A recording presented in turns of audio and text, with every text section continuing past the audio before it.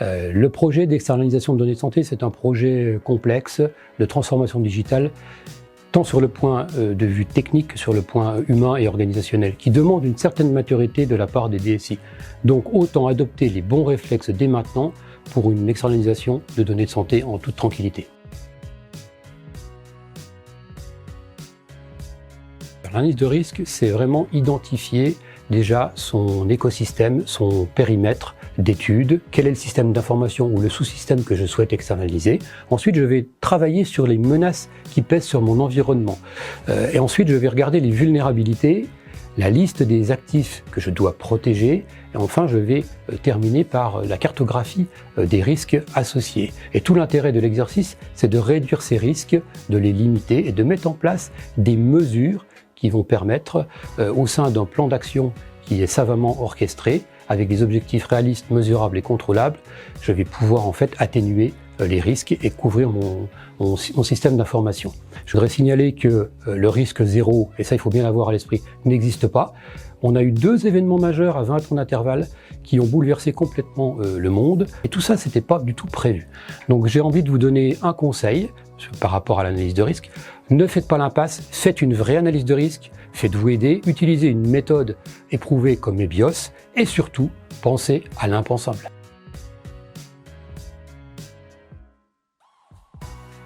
Deuxième étape, c'est de ne pas connaître son patrimoine IT. Quand on veut cartographier son système d'information, il faut qu'on soit le plus exhaustif possible, qu'on travaille sur la vue infrastructure, applicative, fonctionnelle, sécurité, données et processus.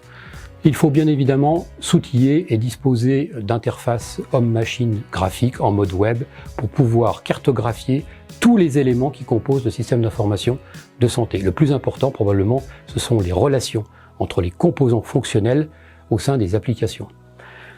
Deuxième conseil, c'est de faire une cartographie de son système d'information avec des logiciels spécifiques et ensuite il faut tenir à jour cette cartographie dans le temps.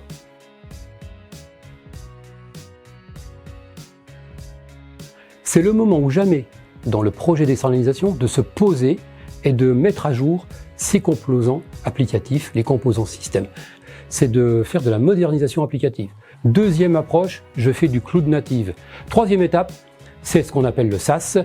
J'achète une application sur étagère et je ne veux m'occuper de rien.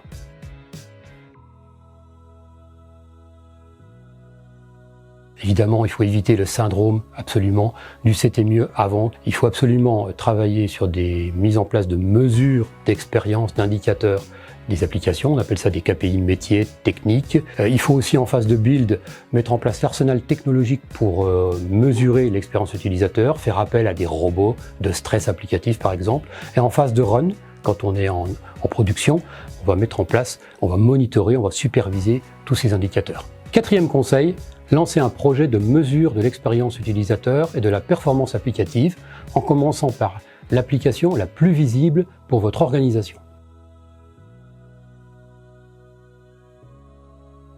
C'est important la technique, mais il n'y a pas que ça dans un projet d'externalisation. Il faut penser au juridique, au montage contractuel, c'est très important. Il faut regarder un petit peu les plans d'assurance qualité, les plans d'assurance sécurité. Le plus important, c'est de piloter le projet avec un cahier des charges solide et précis. Des fois, ce sont des expressions de besoin, des CCTP, des RFI, des RFP, peu importe, du moment que le cahier des charges, vous l'appropriez et vous le pilotez. Cinquième conseil, pilotez votre projet HDS en participant à l'écriture des exigences métiers, à travers d'un cahier des charges, et en impliquant le plus possible les parties prenantes.